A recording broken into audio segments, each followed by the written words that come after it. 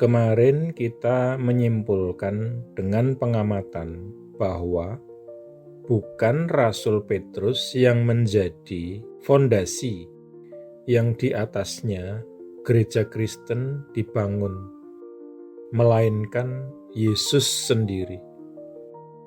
Kita juga melihat bahwa Dia, Yesus, adalah fondasi kekristenan.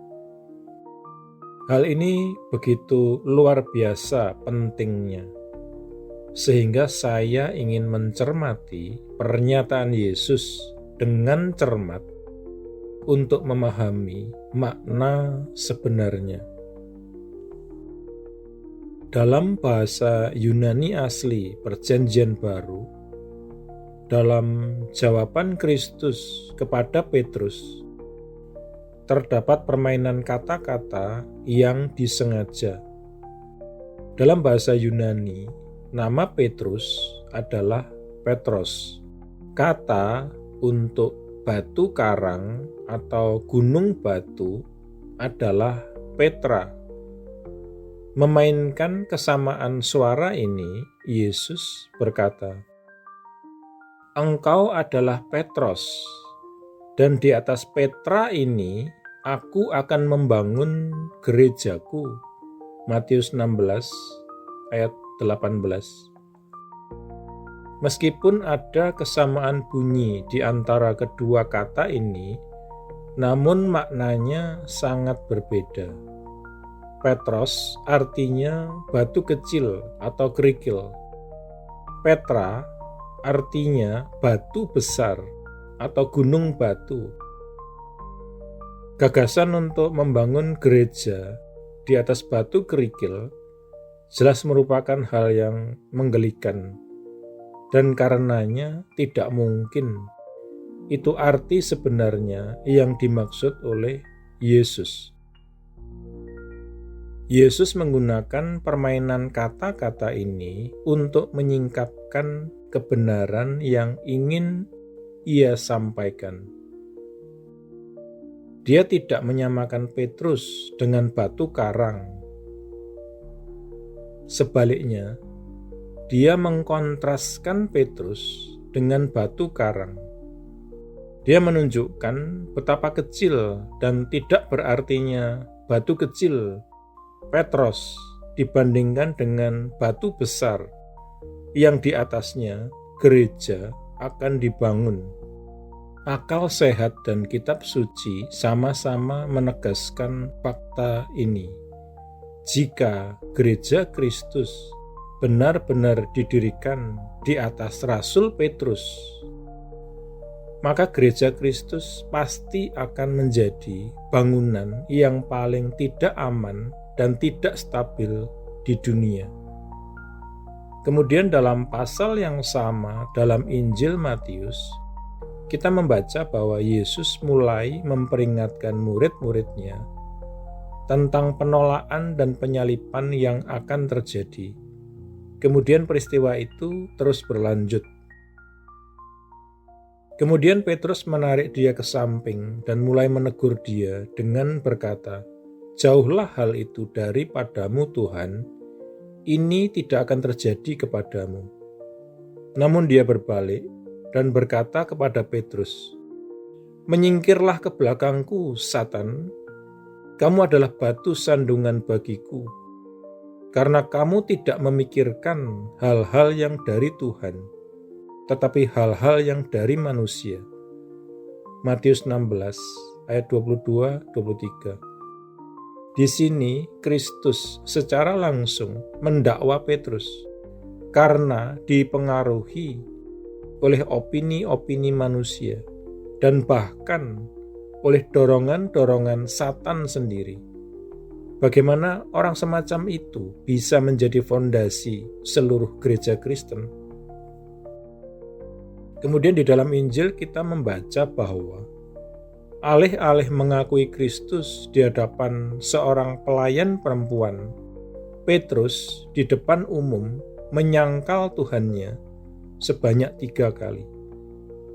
Bahkan setelah kebangkitan dan hari Pentakosta, Paulus memberitahu kita bahwa Petrus dipengaruhi oleh rasa takut terhadap orang-orang sebangsanya, berkompromi pada satu hal mengenai kebenaran Injil. Lihat Galatia 2 ayat 11-14. Maka tentu saja Petrus bukanlah batu karang. Dia adalah sosok yang menyenangkan, tidak sabaran, terlahir sebagai pemimpin. Namun tetaplah seorang manusia, sama seperti orang lain, dengan segala sifat alami, kelemahan kemanusiaannya. Satu-satunya batu karang yang di atasnya iman Kristen dapat difondasikan adalah Kristus sendiri. Kita berdoa. Tuhan Yesus, terima kasih karena dalam hidupku Engkau menjadi satu-satunya fondasi yang di atasmu aku membangun hidupku. Jika aku membangun seluruh kehidupanku di atas Engkau sebagai batu karangku, maka aku akan berdiri teguh dalam badai apapun yang mungkin aku hadapi dalam perjalananku. Aku memuji Engkau untuk itu, Tuhan Yesus. Amin.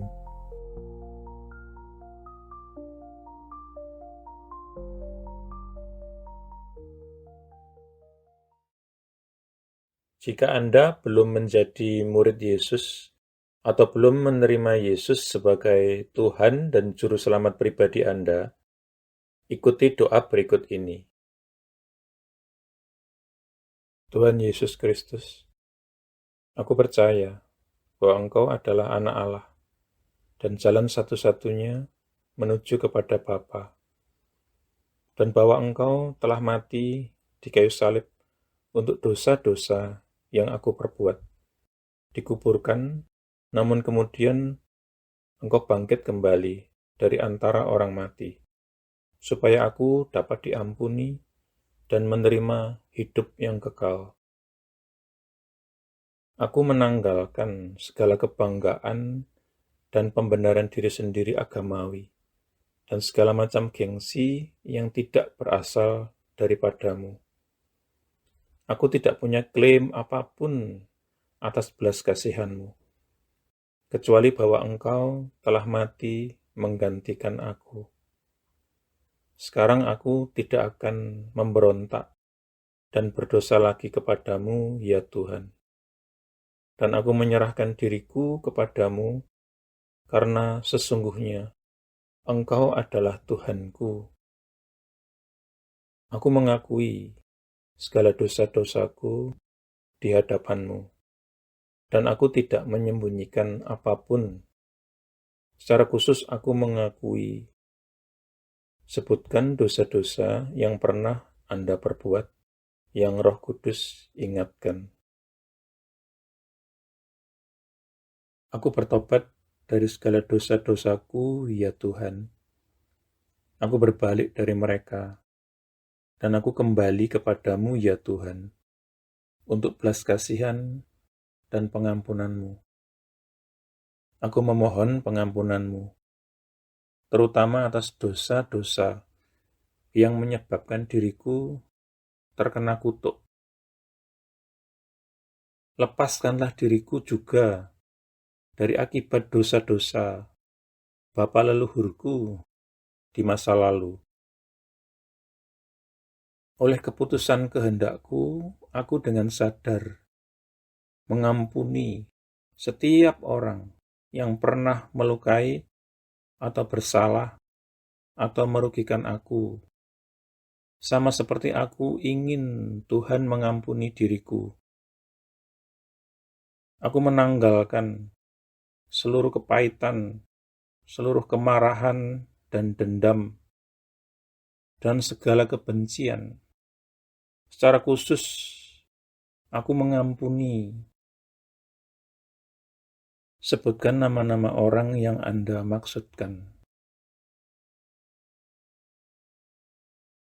Aku membatalkan dan memutuskan segala hubungan yang pernah aku miliki dengan hal-hal okultisme dan segala macam agama palsu dan segala sesuatu yang berasal dari iblis.